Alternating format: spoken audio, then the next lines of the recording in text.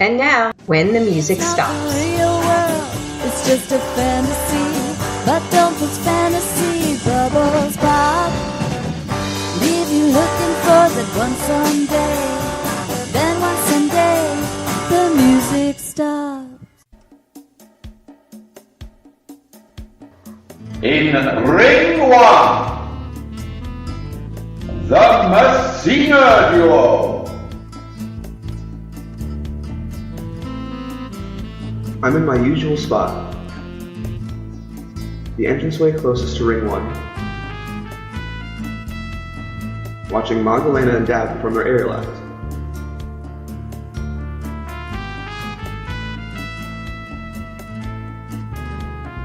Her performance, graceful and beautiful as ever, just reminds me about how much I'll miss her. I can't leave without letting her know that.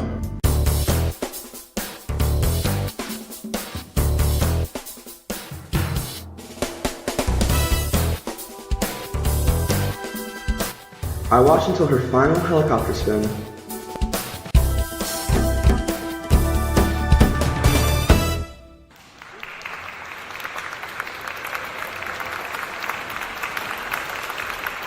Then jog back to the main entrance.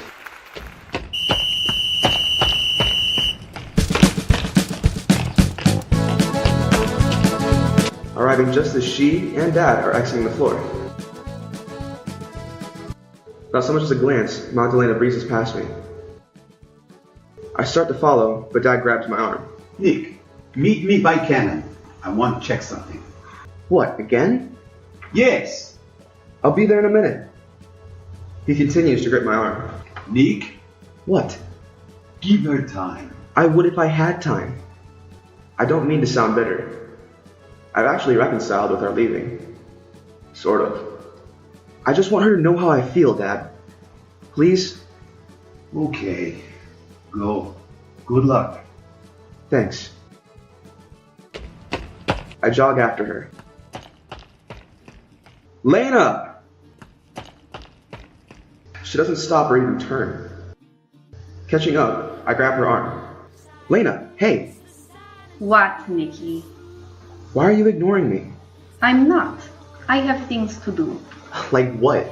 Make out with Alexis behind 16 wagon like some desperate showgirl? She stares at me, appalled. Sorry, it came out before I could stop it. Ow! What the? Sorry, it came out before I could stop it. It's okay, I'm not mad, I just... You're not mad. How generous of you, Mickey. I thought so, but now, maybe not. Lena, please. I don't want to fight. We only have a few days. Whose choice is that, Nikki? Lena. Look, I understand. I am trying anyway. You have to leave. Or want to leave. Or whatever. I am grateful for a chance you and your dad give me. He is like second dad to me. And you are like... She swats the air. Like brother I never have. Ouch. That hurt more than the slap. She turns on her heels, continuing her march to the dressing rooms. Lena, I'm sorry I didn't tell you the truth. I just didn't know how. Don't worry, Nikki. I am, how you say, over it. And I will be fine. I wish you a happy life. I hope you find a nice girl someday. She says all of this without even breaking stride. I grab her arm again. Lena, please, don't do this. What do you want from me, Nikki? I... Suddenly, at a loss for words, I stare at her. She tries to pull away, but I tighten my grip. Then, closing the distance between us, I kiss her. Somehow thinking that will answer all her questions. Solve all our problems. It seems to work in the movies. Seems to be working now. For several mind-blowing seconds, all is right with the... Ow! Stop that! No! You stop, Nikki. Lena. No, Nikki. Lena. No, Nikki. I watch her stalk toward the dressing rooms. My stinging cheek, along with a lump in my throat. A bittersweet reminder of how Mom was right. She always knew Magdalena would break my heart someday.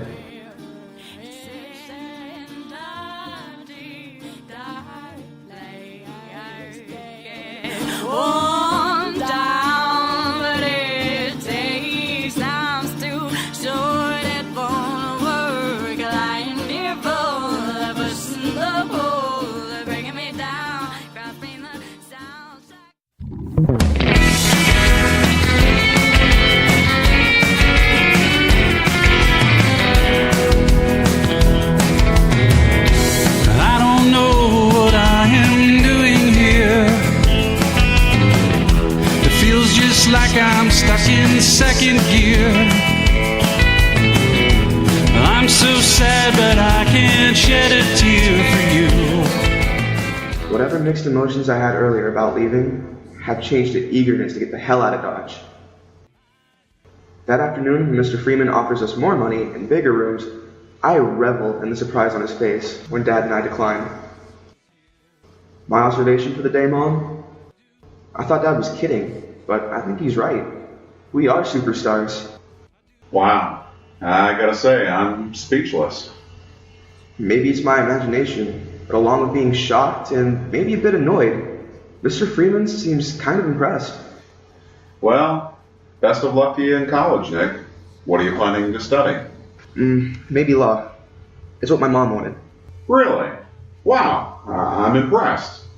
Well, let me know when you get out of law school. There may be a different kind of job for you. Fighting pizza? No thanks. I'm sure she would be very proud of the young man you've become. Thank you, sir. That means a lot. Frankly, I think he's more impressed that we turned down quite possibly the sweetest offer in all of circus history. I wish you the best. And Chris, what are your plans? Maybe I open landscaping business. Mr. Freeman stands. Not giving us the bum's rush this time, or trying to divide and conquer. He knows this time our decision is final, and unanimous. He shakes our hands one final time, with a look of respect I don't recall ever seeing in his eyes. Well, don't be strangers. As we leave Mr. Freeman's office, I feel a new excitement building.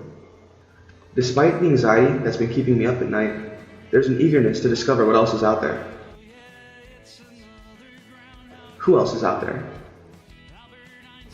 Without this new outlook, I don't think I would be able to get through my last week here.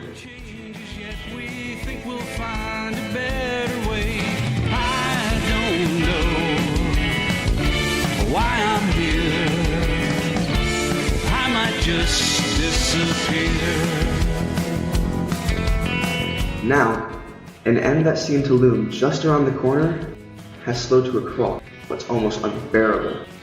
But painful as it is to watch Magdalena flirt with Alexis, it will make it that much easier for me to leave. I try to avoid seeing her. Them.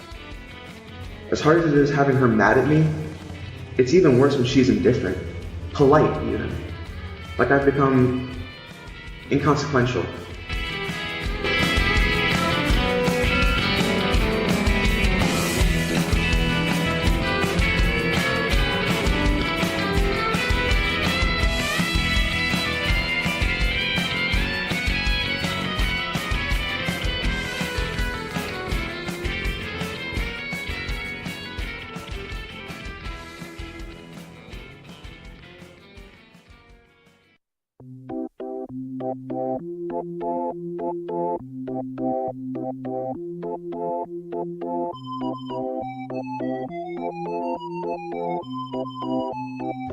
By Wednesday, 4 days before the end of the tour, I'm a lit fuse waiting to detonate.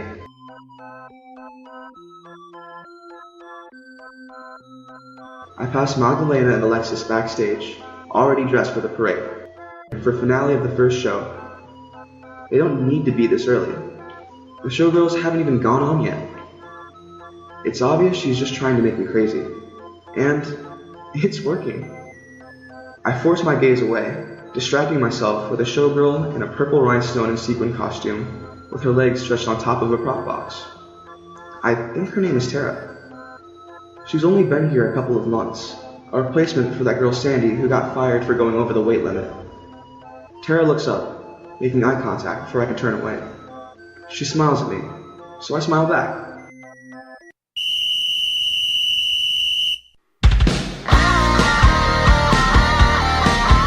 As Tara joins the line of showgirls dancing into the arena, I climb inside behind the wheel of the cannon. Then, dressed in a red, white, and blue jumpsuit, which makes him look like a cross between Evel Knievel and an astronaut, Dad takes his place on top of the cannon. As Stasek directs me into the arena, I glance at Magdalena just in time to catch her whispering something in Alexis's ear. Ugh. I mentally count the days before the tour is over and I won't have to watch them anymore. I don't know how much more of this I can... Stop! At Stasek's command, I slam on the brake. The cannon jerks, causing Dad to stumble slightly. It's barely noticeable. Anyone else would have probably fallen off. But Dad has the best balance of anyone I know. Lucky for me. I can only see the back of him, but I'm sure that through his performer smile, he's thinking about how he's gonna kill me later. As Dad jumps out of the cannon, I climb out, feeling like a sidekick in the costume the show made me for finale. It's similar to Dad's jumpsuit, but not as cool. I look more like a cross between Evel Knievel and Elvis.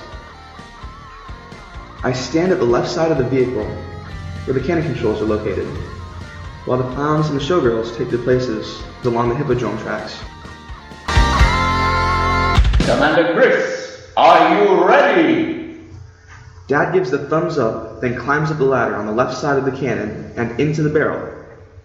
Before descending inside the barrel, he stops to wave at the audience. Bye! Please join me in the final countdown. 5, 4, 3, 2, 1!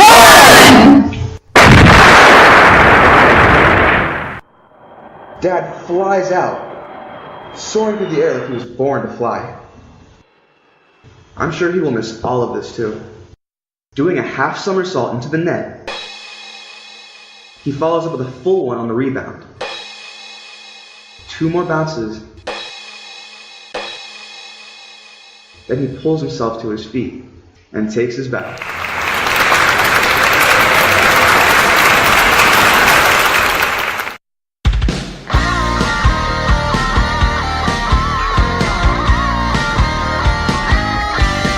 The showgirls resume dancing, and the clowns resume clowning, as the rest of the performers parade out into the arena in single file. Assuming my place in line, with Dad filing in next to me, I glance over at Magdalena. She's 4 performers away, right between Doncho, the teeterboard bottom man, and... What? I do a double take, noticing that Doncho isn't in his usual spot. Alexis is standing right next to Magdalena. What the hell? Dad nudges my arm. I plaster on a performer's smile.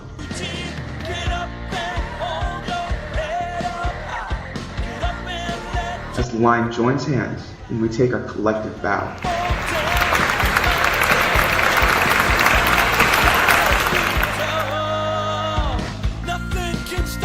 As we drop hands, I sneak another peek at Magdalena.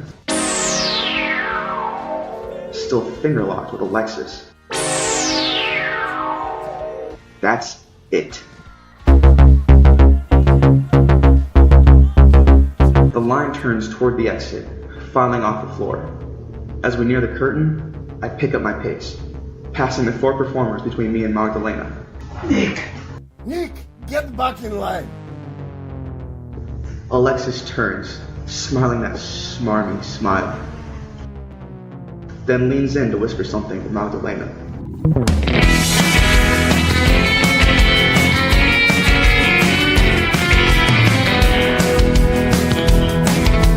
I shove him through the curtain, following him out of the arena. Nikki! Barreling into Doncho, Alexis tries to catch his balance. But Doncho moves out of the way, causing Alexis to stumble to his knees.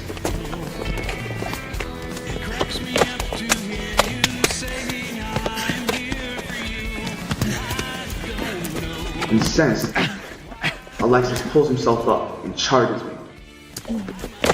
No, Alexis! Nikki, stop! Oh, Magdalena, what do you expect?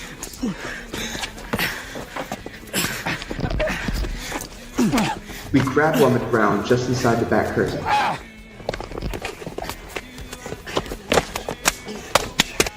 Performers stop to watch the spectacle as they exit the floor.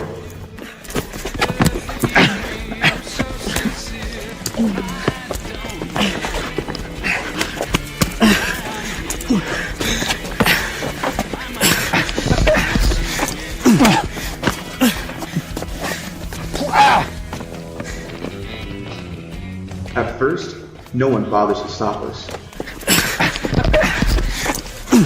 Probably because I'm winning, and nobody likes Alexis. But then, Dad and Mr. Kotsaftis pull me off of him. Lost and Quatsch, stop! Ben Krause sounds like he's talking to the tigers he used to train. Chris, you better control your kid. With that, he storms back into the arena, leaving Miss Jameson to finish the job of reprimanding us. It's not the real world. Right now, she's just standing in front of us, holding her clipboard against her chest and shaking her head, while the rest of the performers trickle off the floor. Leave you looking for that one someday. Then one someday. Camilla Dimitri, aka Alexis's mother, runs up in her turquoise and rhinestone leotard with tails, a damp spot on the leg of her fishnets from having her leg in the elephant's mouth earlier.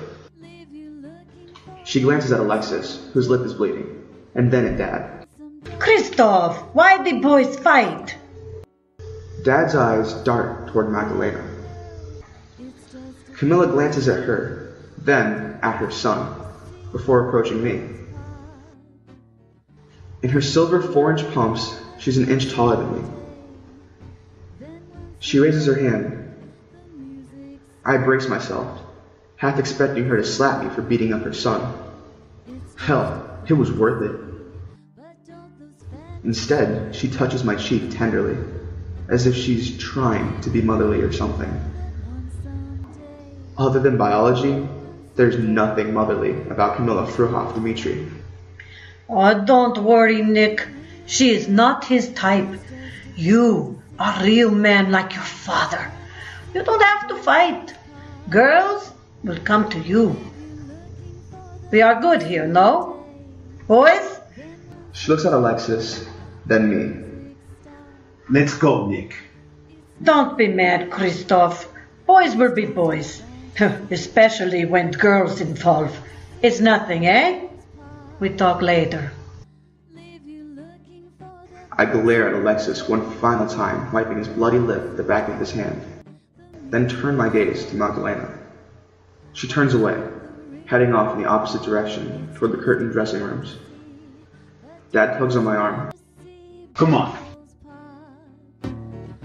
Leave you looking for that one someday. Then one someday, the music stops. Tonight's episode featured music by Mallory Moyer, The Mannequins, Rob Garcia, Bill Vinhage, with theme song performed by Joelle Davis and Bri Hays, and by FM2, starring the voices of Luke Konke, Michael Vena, Tatiana Olazabal, Alan Marsden, Charlie Kotsaftis, James Levell, Dwight Sullivan, Neil Levine, and Donna Watson. One someday, then one someday, the music stops. It's not the real world, it's just a fantasy. But don't put fantasy bubbles pop. Leave you looking for that one someday.